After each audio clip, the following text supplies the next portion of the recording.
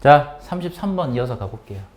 자, recently I was with a client. 여기까지만 해석을 해보면 내가 클라이언트가 누구죠? 의뢰인인데 내가 한 의뢰인과 함께 있었다까지는 될 거예요. 자, 어떤 의뢰인이었냐라고 했더니 had spent almost 5 hours with me. 거의 나와 함께 몇 시간? 거의 5시간을 함께 보냈던 한 의뢰인과 함께 있었습니다. 이거예요. 다음 문장. As we were parting. 우리 part가 뜻이 뭘까요? part가 말 그대로 요렇게. 그럼 헤어지다요. 그럼 우리가 뭐 할 때? or parting for evening. 우리가 뭘 때문에? 저녁을 위해서. 그러니까 저녁 식사를 하기 위해서 뭐 할 때? 이게 헤어질 때. 헤어질 때. We reflected on. 나왔는데 조심해야 됩니다. 우리가 reflect라는 단어가 혼자 나오지 않고 지금처럼 on. 그러면 따로 한번 정리 한번 합시다. 우리가 reflect라는 단어만 혼자 썼을 때 우리가 기억한 뜻이 아마 3가지가 있었을 거예요. 첫 번째가 반사하다. 뭘 반사하다? 빛을 반사하다. 두 번째, 의견을 반영하다죠.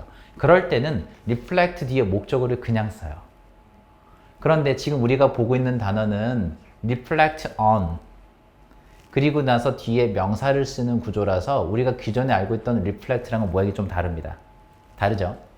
그럼 여기는 reflect on은 뜻이 뭐냐? 뭐뭐에 대하여 곰곰이 생각하다, 숙고하다 라는 뜻을 가지고 있고 얘 동의어들이 굉장히 유명하고 잘 나와요. 그 중에 누가 있을까? reflect on 동의어가 자, 첫 번째 바로 dwell on. 이 dwell on도 dwell이 혼자 나올 때는 살다의 뜻이거든?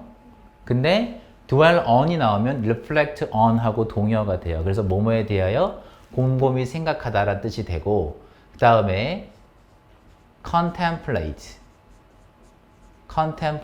on 해도 동의어입니다. 뭐뭐에 대하여 곰곰이 생각하다. 자, 또 누가 있죠? 바로 ponder on 그리고 speculate on 하면 얘네들이 다 동의어예요.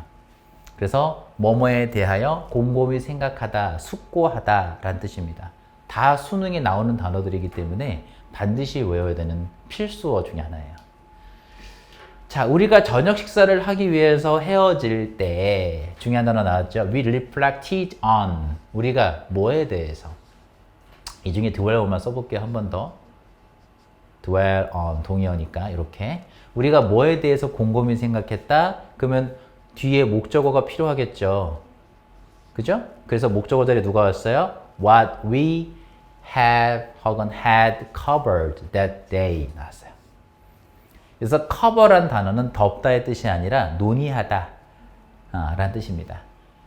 그리고 이렇게 한번 문법을 봐주시면 이 reflected라는 단어가 지금 과거 시제 동사라는 걸 알 수 있죠. 즉 주절의 동사의 시제가 과거예요. 여기가 주절이죠. 주절. 여긴 무슨 절이라고 할까?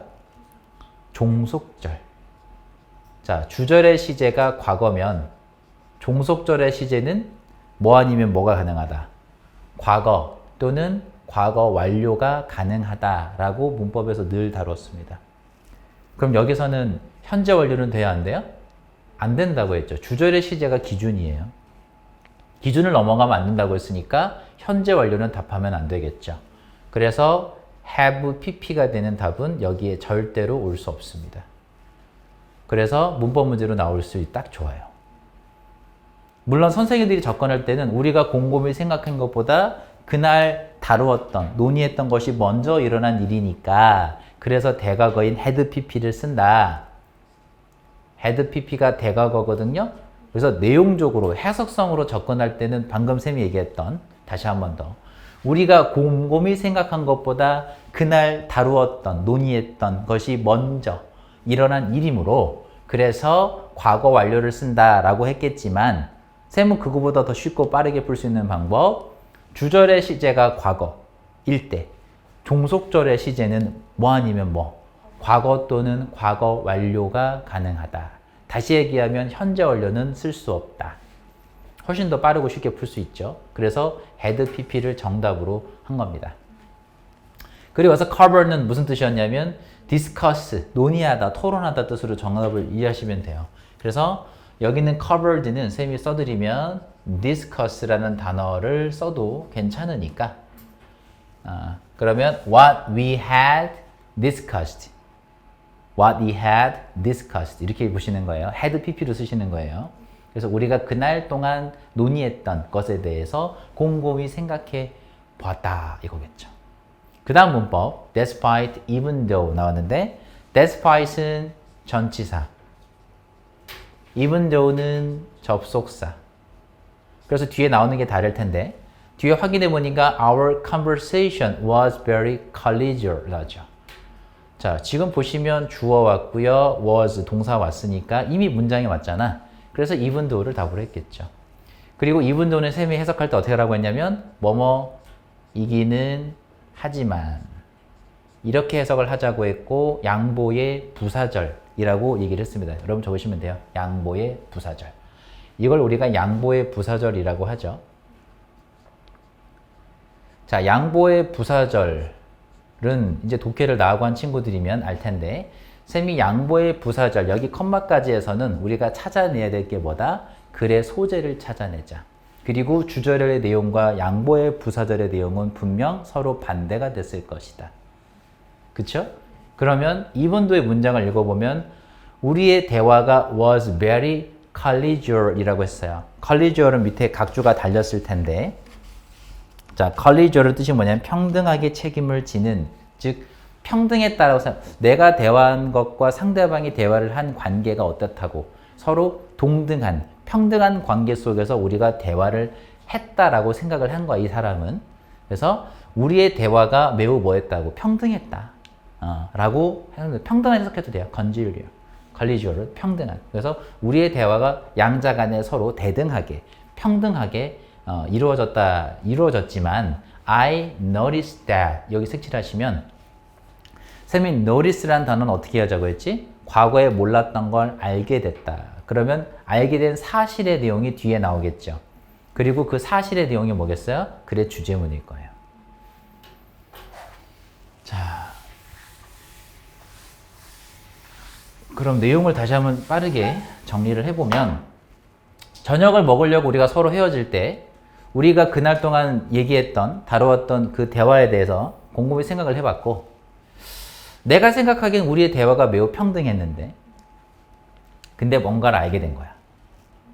뭘 알게 됐냐 이거죠.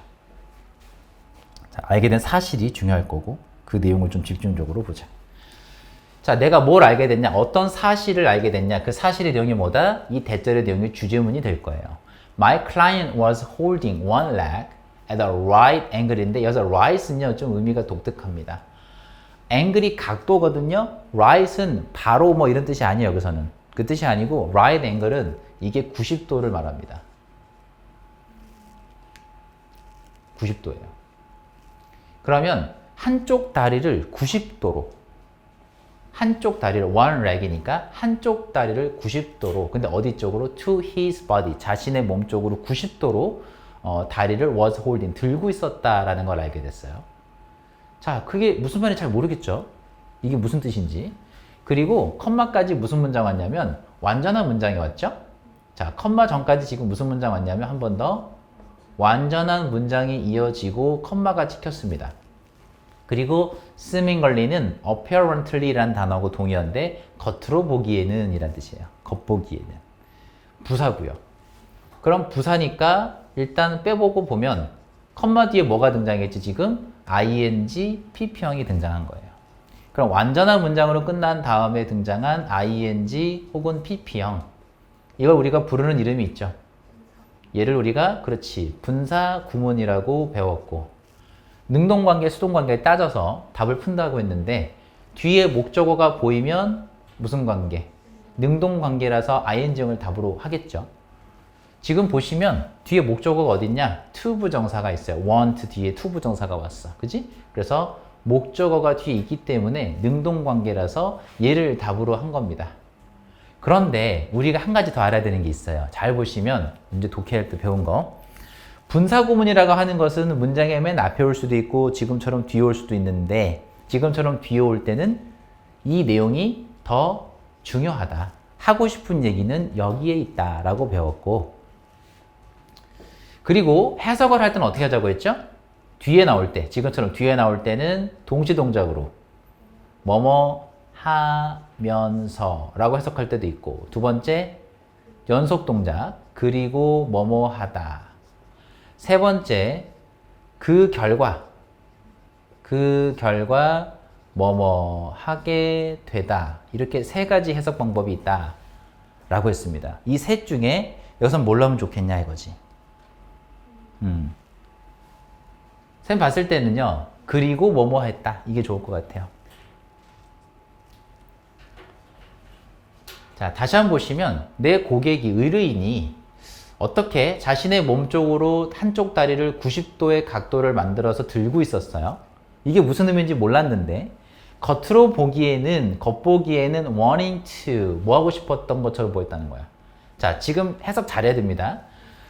분사 구문에서 주어는 생략돼 있죠. 그 주어가 누구였냐면 my client였으니까 얘를 여기다 집어넣읍시다. 그럼 겉으로 보기에는, 겉보기에는 누가? 내 의뢰인이 뭐 하고 싶어 하는 것처럼 보였다라고 해석하는 거예요. 겉보기에는 이라고 쓰면 겉보기에는 뭐뭐 하고 싶어 하는 것처럼 보였다가 좋겠죠. 그러면 겉으로 보기에는 내 고객이, 의뢰인이 뭐 하고 싶어 하는 것처럼 보였다. 자, 분사구문이라고 얘기했고요. 여기서는 want가 삼형식 동사로 쓰였으니까 투부정사가 바로 왔어요. 그럼 take off, 우리가 알고 있는 take off는 이륙하다? 이건데, 자, 자리를 앉아 있어요. 앉아 있다가 이륙한다? 무슨 뜻인 것 같아? 자리를 떠나고 싶은 거지. 그래서 겉으로 보기에는 내 의뢰인이 뭐 하고 싶어 하는 것처럼 보였다? take off on his own, on its own. 자리를 떠나고 싶어 하는 것처럼 보였다는 거예요. 그 사실을 알게 됐죠. 여기까지는 됐죠? 쉽지 않습니다. 생각보다는 어려운 문장이에요. 그 다음 문장. 자, 지금 이 사람은 알아챘어요. 너 나하고 하는 대화가 지루하구나. 그지? 그러니까 떠나고 싶구나, 너가. 자, at that point, 그때, 그 시점에 내가 말을 하죠. 이 글쓴이가. You really do have to leave now. 너가 지금 정말로 지금 떠나야 되는구나. Don't you? 그렇지 않니? 안절부절 못하고 있으니까 애가 막. 너 지금 가야 되는구나, 그치? Yes, 맞아요? 라고 he admitted. 그가 인정했죠. 맞아요, 나 가야 돼요. I'm so sorry, 미안합니다. I didn't want to be rude. 내가 무리하고 싶진 않아요. 무리하고 싶진 않지만 I have to call London. 내가 런던에 전화를 좀 해야 되고요. Only have 5 minutes. 5분밖에 남지 않았어요. 급해요. 그래서 내가 지금 안절부절 못하는 거예요. 라고 하는 거야. 자, here was a case 나왔는데, 자, here는 우리 품사가 뭡니까? 부사죠. 그럼 주어는 아닐 거고 일형식 동사와 주어는 도치가 되어 있다. 그래서 우리가 해석을 할 때 어떻게 했죠? 여기에 뭐뭐가 있다.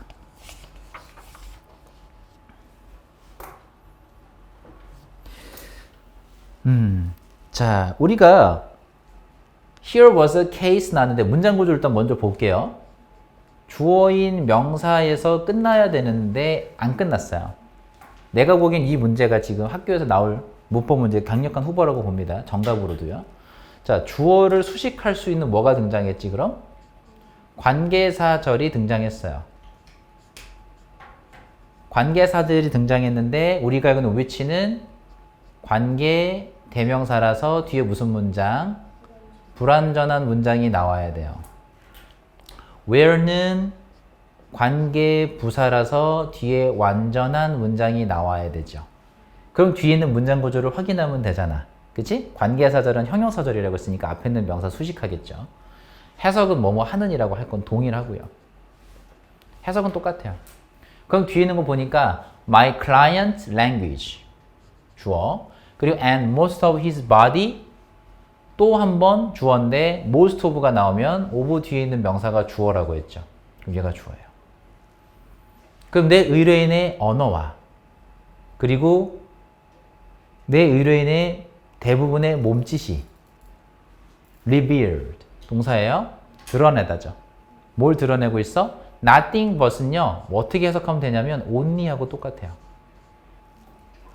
오직 뭐만 나타내고 드러내고 있었다? 긍정적인 감정만을 드러내고 있었다. 있는 상황이었다. 이렇게 해석하시면 돼요. Here was a case는 어떻게 해석하면 되냐면 지금 무슨 상황이었다. 이렇게 해석하면 되는데 어떤 상황이었냐라고 하니까 내 의뢰인의 언어와 말 그리고 그의 대부분의 몸짓 그러니까 말과 몸짓은 뭐만 보여주고 있었죠? only니까 뭐만 보여주고 있었어요? 긍정적인 감정만을 보여주고 있는 경우였다라는 거야. 그러면 얘가 지금 굉장히 긍정적인 시그널만 보여주고 있는 거니까 나쁜 거 아닌 것 같은데? 라고 하죠. 근데 지금 다음 문장을 살짝 보시면 빈칸 문장. 그러나 his speech예요. 자, 그럼 이렇게 이해해 볼까요? 샘말 잘 따라봐봐. 이렇게 이해해 보자. 그의 발이라는 건 뭘 빼보죠? 이 의뢰인의 말과 행동이라고 볼게요. 몸짓의 대부분이라고 했으니까 말과 행동, 대부분의 말과 행동을 제외한 이의 발은, 이 의뢰인의 발. 그러니까 발 빼고 나머지는 다 어땠어? 긍정적인 감정을 드러냈다고 했거든. 긍정적이었어. 다시 얘기하면 language랑 most of his body는 긍정적이었어요. 근데 however 들어갔단 말이야. 그럼 뒤집어야겠지. 그럼 추측해 보세요. his feet는 어떤 느낌이 들어야 돼 이제? 마이너스야지. 그래서 여기 빈칸에는 마이너스 내용이 들어가야 됩니다. 왜? 앞에서 positive를 썼잖아요. positive의 반대가 들어가야 되지 않겠어? however 뒤집으면? 그럼 반대로 우리가 문장 한번 만들어 볼까요? 그대로 위에 있는 거 써먹어서. 그런데 그의 발은 뭘 드러냈을까? 뭘 보여줬을까? 반대로 하면 부정적인 감정을 보여줬겠죠. 그 내용이 들어갈 거예요. 그래서 한국말로 써볼까요? 부정적인 감정을 보여주었다. 다시 한번 그의 발은 부정적인 감정을 보여주었다. 자, 그렇게 추론해서 읽는 거예요. 빈칸 문제는. 그리고 빈칸 문제 정답은 항상 어디 있다? 빈칸 뒷문장에 있다. 그래서 빈칸의 뒷문장에서 확인을 해봅니다. 어떤지 볼게요. 다시 한번. 그러나 그의 발은 빈칸했다라고 했는데 아까 우리가 마이너스라고 추측을 했습니다. 그리고 내용도 썼죠. 뭐라고? 부정적인 감정을 드러내고 있을 것이다. 그리고 and they 주어입니다. they가 누구죠? 그의 발이죠. 그렇게 그의 발은요 clearly 다시 얘기하면 obviously 그럼 어떻게? 분명하게 아주 분명하게 나에게 말해주고 있었다. 다시 얘기하면 나한테 확실하게 보여주고 있었던 거지. told를 썼지만 보여주다, 나타내다, 상징하다 뜻을 써도 되거든요. represent 써도 돼요. represent 알죠? represent. 그럼 나에게 어떤 사실을 명확하게 알려주고 있었을까? 라고 했는데 as many 혹은 as much as he wanted to stay 나왔어요. 자, 우리가 비교 구문이라고 배웠던 문법 있죠. as 원급 비교라고. 그래서 지금 여기에는요 뭐의 원급이 들어갔을까요? 형용사 또는 부사의 원급이 들어갔을 거야. 그런데 어떻게 풀자고 했죠? 쌤 이런 얘기 했어요. as 문법을 풀 때 봐봐. 우리가 as 사이에 형용사 또는 부사의 원급을 쓸 거야. 이렇게 써볼 때 우리가 보통은 이 앞에 있는 문장 구조를 보거든요. 기억하죠? 근데 앞에 있는 문장 구조에서 동사 가지고 문제를 푼단 말이야. 근데 지금은 앞에 문장이 없단 말이야. 그럼 어떻게 푸냐? 그리고 또 하나 힌트는 두 번째에서 뒤에 보니까 지금처럼 문장이 나왔어. 여기 문장 보이죠? 그럼 이렇게 뒤에 문장에 볼 때는 뭘 가지고 푼다고 했지? 뒤에 있는 동사를 가지고 문제를 푼다고 했는데 엄격히 보면 뒤에 있는 to stay 목적어로 등장한 준동사 이 준동사를 수식하는 역할이 바로 여기입니다. 이렇게 거꾸로 그려야죠. 미안. 이렇게 그려야죠. 원래 준동사를 수식할 수 있는 건 부사인데 이 부사가 지금 앞으로 나간 거라고 보시면 되죠. 그리고 many는 품사가 뭐였지? 형용사고요. much는 부사거든요. 잘 생각해보면 I love you so much 부사일 거야. 그러면 투부정사인 준동사를 수식할 수 있는 건 누구니까? 부사. 다시 한번 준동사는 부사의 수식을 받는다. 이게 문법 내용이에요. 그래서 much를 답으로 하는 겁니다. 내가 보기에는요, 이 문장이 정답으로 나올 확률이 높아요. 왜냐면 빈칸 뒤에 있는 문장이었고 원급 비교 구문 보여줬고 주제문이거든. 학교에서는 문법 문제를 내더라도 쌤 이런 얘기했죠. 정답으로 출제하는 문법은 항상 주제문에서 낸다. 그래서 여기 낼 겁니다. 그러면 뭐 했던 것만큼이나 He wanted to stay니까 그가 머무르고 싶어 했던 것만큼이나. 그리고 아직 문장을 시작 안 했어요. duty 주어고요. was calling 동사인데 이걸 그대로 해석하면 duty는 할 일입니다. 물론 의무란 뜻도 있지만 그러면 할 일이 부르고 있었다. 이게 무슨 말이에요? 할 일이 많았다는 뜻이에요. 해야 할 일이 많았다는 뜻이 바로 duty was calling입니다. 예를 들면 나 지금 할 일 있어. 근무 중이야 라고 할 때 on duty 라고 써요. 이건 이제 근무 중이라는 뜻입니다. 우리가 휴가 중에 어떻게 하죠? on vacation 이렇게 얘기하죠. 그래서 on duty 하면 근무 중이다 라는 뜻입니다. 의무다 이게 아니야. 이거는. 그러면 duty was calling 어떻게 해석하면 되겠어요? 할 일이 많았다 정도로 해석하시면 돼요. 그러면 지금 상황을 보니까 내가 지금 마음이 급해. 런던에 전화해야 되는데 5분밖에 안 남았어. 마음이 급한 거야. 그러면 무슨 말이냐면 마지막에 그게 할 일이 많았다. 그러면 몸은 긍정적인 시그널을 보여주고 있었어요. 예를 들면 너가 예를 들면 BTS를 좋아한다고 칩시다. BTS랑 팬 사인회? 이런 걸 하고 있어. 너무 좋아. 너무 좋은데 너가 회사 일이 있어. 5분 안에 팩스를 보내야 돼. 런던으로. 몸은 막 여기 있고 싶고. 그러니까 어떤 상황인지 알겠어? 그림으로 보면? 봐봐. 이렇게 앉아있다가 이렇게. 그치? 마음은 여긴데. 그거예요. 무슨 말인지 알겠지? 그거거든. 그래서 이 사람이 가지고 있는 대부분의 몸짓은 뭘 보여줬죠? 긍정적인 감정만 보여줬죠. 여기 있고 싶어. 여기 좋아. 근데 해야 할 일이 많아. 그지? 그래서 뭐라고 마지막에 얘기했냐면 남아있고 싶어하는 것만큼이나 해야 할 일이 많았다라는 것을 분명하게 보여줬죠. 근데 뭐가 그걸 보여줬냐? 이 사람의 발만. 정확히 하면 발바닥만. 그죠? 다른 데는 아니었어. 그러니까 이 사람이 말하는 말투나 몸짓 같은 경우 몸이라면 여기서 상체를 말하는 거예요. 이쪽은 다 긍정적이에요. 난 여기를 바라보고 있는데 발만은 이렇게. 마음이 급하니까. 자, 그래서 이 지문의 내용이 좀 복잡할 수 있지만 어법은 정리를 했고요. 이제 기출이 될 만한 포인트를 좀 내가 일부러 좀 써놨습니다. 정리하기 편하라고 좀 써놨는데 첫 번째 포인트는 이겁니다. Most of his body revealed nothing but positive feeling. 이게 대체 의미하는 게 뭐냐 이거지.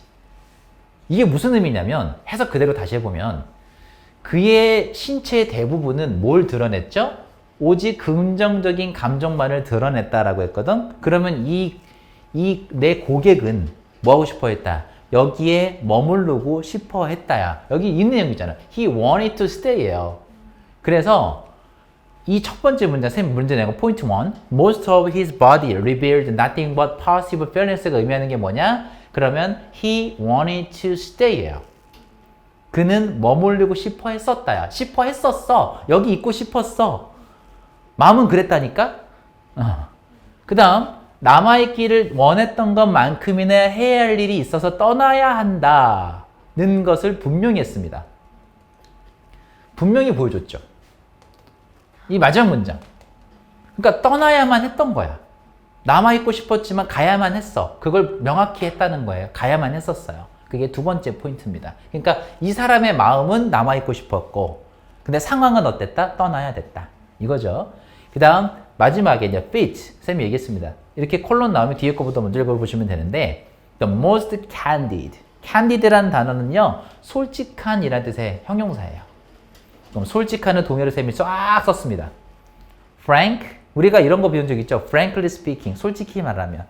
그때 나오는 frank예요. outspoken. 솔직한입니다. 그리고 straightforward는 원래 직선적이니까 돌직구 생각하면 돼. 내가 상대방에게 돌직구를 날린다 무슨 말이죠? 솔직하게 말하는 거죠. 너 못생겼어. 이렇게. 그러면 straightforward가 솔직한이에요. 그러면 내가 봤을 때 친구들, 학생들 입장에서 가장 껄끄러운, 외우기 싫은 단어가 얘일 거야. 저건 안 나왔으면 좋겠다 싶은 건 여지없이 나오죠. 그럼 외우면 되잖아. 그러면 the most straightforward communicative tool 하면 가장 솔직한 의사를 전달하는 도구죠. 그게 뭐죠? 가장 솔직하네? 그게 발이었죠.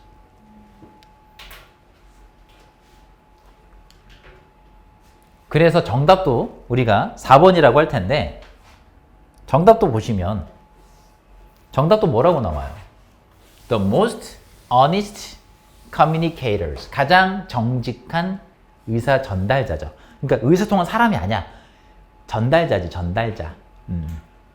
그럼 왜 이런 말을 썼어? 그 중에 핵심 단어는 honest예요. 왜 정직한을 썼어? 솔직한 거잖아. 그래서 candid, frank, outspoken, straightforward를 같이 묶어놓으면 되죠. 그럼 바뀌어 나오기 딱 좋단 말이야. 내가 봤을 때. 왜냐면 지문에 한 번도 등장하지 않은 단어고 내용은 바꾸지 않았고 얼마나 좋아요. 자, 정리하시고.